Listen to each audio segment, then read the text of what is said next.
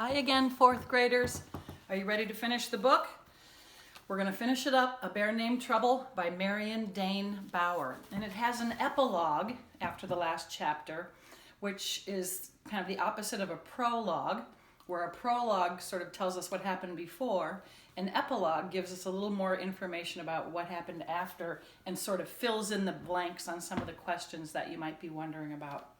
So the last time we left off, the bear Trouble had been shot with a tranquilizer dart and he had fallen down. He had been shot by the people that worked at the zoo. They want to save him. But Jonathan put himself in between the bear and his dad. And so we'll see how his dad reacts to that. He was very lucky he didn't get hurt. Okay, chapter 13, a lot like us. Jonathan sat up in bed listening. The neighbors surrounding the zoo would be complaining again.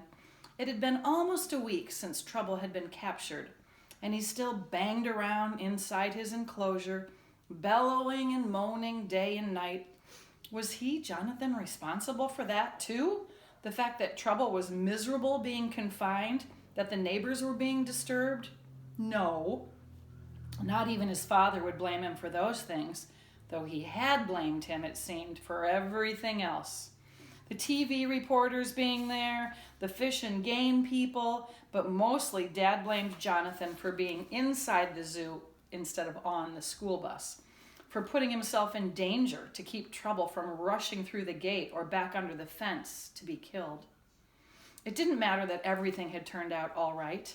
It didn't matter that Trouble hadn't had to be put down, that the TV report had made the zoo personnel all look like heroes, that included his dad, that Jonathan hadn't even been touched, not so much as a nick from those long curving claws, those sharp, sharp teeth. At first his father had been almost too angry to even notice that everything was okay. But then the relief had seeped in.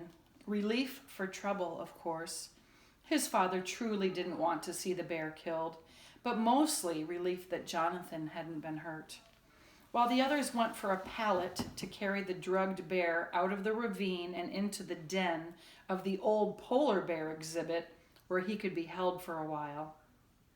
Dad had grabbed Jonathan, pulled him into the front of his denim jacket, and burst into rough tears. "How could you?" he said over and over again. "How could you? You might have been killed."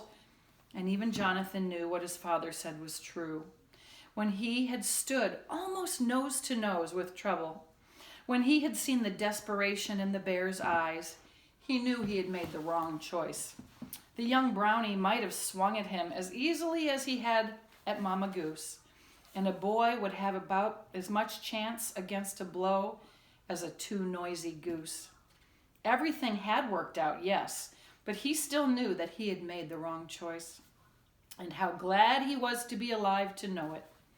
Another roar from the captive Trouble reverberated through the neighborhood. Jonathan pulled the covers up to his chin, closed his eyes, and settled more deeply into his warm bed. And then slowly, silently, he let himself slip inside the bear. He let 4 strong legs carry him from one side of the concrete enclosure to the other. He let Trouble's panic, his deep longing, reverberate throughout his body. Animals, he was explaining to Rhonda just before he finally slept, are a lot like us. They want just like us. And now from Trouble's perspective. Though Trouble's stomach was always full now, the days that he spent confined to that concrete room seemed to have no end. He had no knowledge of the negotiations that were going on, the reaching out to zoos all over the world to find a new home for him. Nor would he have been impressed if anyone could have made him understand what these humans were doing.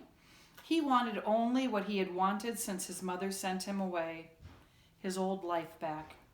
The day that one of the humans laid down a path of fig Newtons, Trouble followed the path out of the concrete room, slurping one cookie after another without noticing where they led. An interesting new taste. He approved. What he didn't approve of was the small cage he found himself confined to after the last fig Newton had disappeared. But then all of a sudden he became sleepy. The cookies had been laced with Valium, which was a medicine that makes an animal or a human fall asleep. And he was snoring mightily when the wooden crate was loaded into the belly of a passenger jet. Trouble slept so soundly, in fact, that he didn't catch a whiff of the 40,000 pounds of fresh salmon that had been loaded onto the hold of the plane with him. The delicious aroma didn't even penetrate his consciousness yet. When the medicine finally wore off and the young bear woke, he was many thousands of feet up in the air, somewhere over Canada. And then, of course, he smelled the salmon. When the familiar and delicious aroma reached his nose, he proceeded to bang, to thump, and to rattle his cage. He moaned and roared, and he made such a commotion down in the hold of the plane that the pilot up above had no choice but to come on the intercom with an explanation. Ladies and gentlemen, don't worry about the noise you hear. You see, we've got a very special passenger on board for this flight. And by the way, his name is Trouble. Chapter 14, Home. Jonathan taped the last box and carried it out to the trailer that they would pull back to Anchorage. Can we go now, he asked.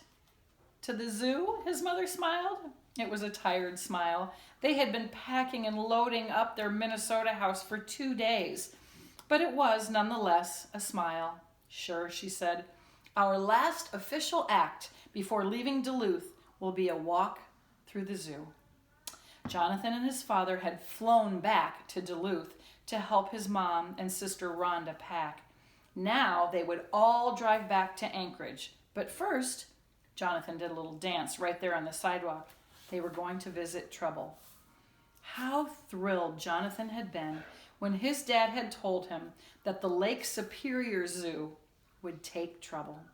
The Duluth Zoo even had a celebration when the bear arrived, complete with a band. Jonathan wished they had been back in time to see that. Dad said that when the veterinarian tranquilized Trouble to give him a thorough check, she'd discovered his broken jaw. That was probably the reason, she said, that he'd been searching in town for food in the first place. The jaw was healing, and she'd pulled a couple of misaligned teeth. And with that taken care of, Trouble could now eat. And he ate, with gusto, everything the zookeepers fed him. Apples, carrots, potatoes, meat, fish, all of it. And now at last, Jonathan would see Trouble in his new home. I guess we're ready, Dad said, and they all piled into the car and headed for the zoo.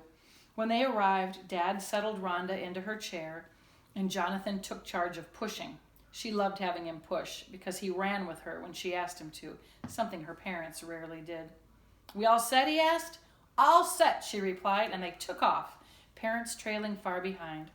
They came around a corner and through a cement tunnel and screeched to a halt in front of the bear display, and there he was in all of his brown, furry glory, Trouble. That's him, Rhonda asked. Yep, that's Trouble. He looks so... She stopped and studied the brown bear. He was busy dismembering and eating an orange, and he didn't even look up. Happy? Jonathan filled in for her. Yeah, like he likes being a zoo bear. Jonathan studied the brownie too. Trouble had finished the orange and was now concentrating on some bread slathered with peanut butter. He did look like any properly zoo-bred bear, as though this were the life he had always lived, or maybe the one he'd been looking for. Hi, Trouble, Jonathan said, tapping the glass that separated them from the large area where the bear was displayed. How you doing, pal? Trouble sat back on his haunches and looked at his visitors for the first time.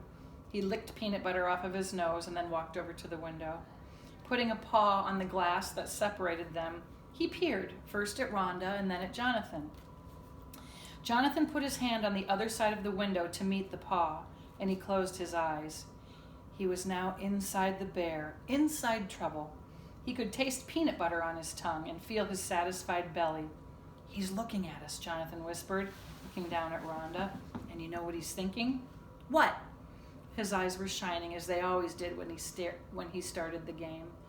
Home, Jonathan said. Trouble is thinking, at last, I'm home. Rhonda grinned and reached for her brother's free hand. And we're going home too, aren't we, Jonathan? Yep. And turning back to watch their parents' slow approach, they looked happy to be together again too, the whole family. were going home. Trouble watched the humans as they moved away. Whether he recognized the boy and remembered him would be impossible to know, but something did hold his attention.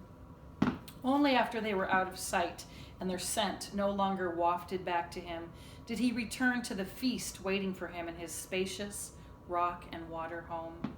But now something else prompted him to lift his head and pause. From back in the holding area, unavailable to the zoo's visitors, another bear's voice rumbled. Trouble had been aware of the other brownie's presence from the beginning. The keepers who brought him food, who moved him out into the open enclosure and back again into his snug den, those same keepers watched over that other bear too. Trouble could hear her at night in the den next to his. He could smell every place she had been when he came out into the open display, and so he waited patiently, in the way of bears, for the time when they would meet, for the day when at last he would no longer be alone. That's the end of the book, but I'm going to read you the epilogue, which I think is great because this is a work of fiction, but it's based on a true story. And it says, A Bear Named Trouble is based on the story of a real bear that now lives in the Lake Superior Zoo in Duluth, Minnesota.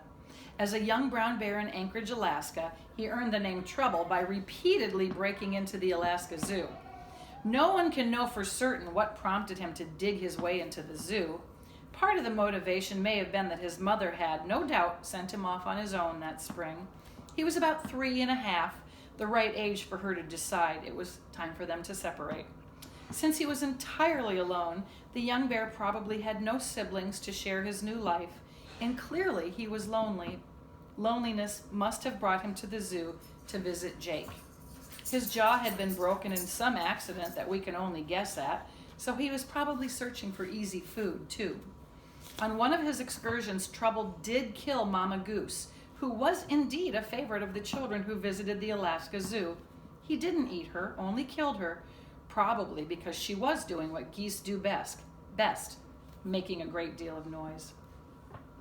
When the zoo personnel captured him at last, a TV reporter and a ranger from the Fish and Game Department were waiting outside. If Trouble had managed to emerge from the zoo before the curator could dart him, he would have been killed as a nuisance bear. It is true, too, that Trouble was taken to Minnesota in the bottom of a passenger plane, and that 40,000 pounds of fresh salmon accompanied him on the journey. And the young bear did indeed arrive at the Lake Superior Zoo in Duluth to a band, playing You Got Trouble. It is unusual to bring mature animals from the wild into a zoo, but the Lake Superior Zoo took a chance on Trouble to keep him from being put down. In return, he has adapted very well to his life there. Sometimes he even taps on the glass to get visitors' attention. The already resident female grizzly named Phoebe started off as something of a challenge for Trouble. The first time the two bears were put in the display area together, she trounced him pretty badly. They were then separated for a long time, but now they're back together. At this writing, Phoebe remains dominant because she's still bigger, but the two have become easy friends. Trouble at last has what he was searching for, a companion. Now the part of this story that's completely fictional is the story about Jonathan and his family. So she wanted to, the author, when she read about this happening, about this bear, she needed to create a story around how it happened. And so that's the fiction part of this book. But I hope you enjoyed it. I loved reading it to you. It's been so great to connect with you guys again through YouTube. And we will be reading some more stuff in the future. Thank you for listening. Bye, 4th grade.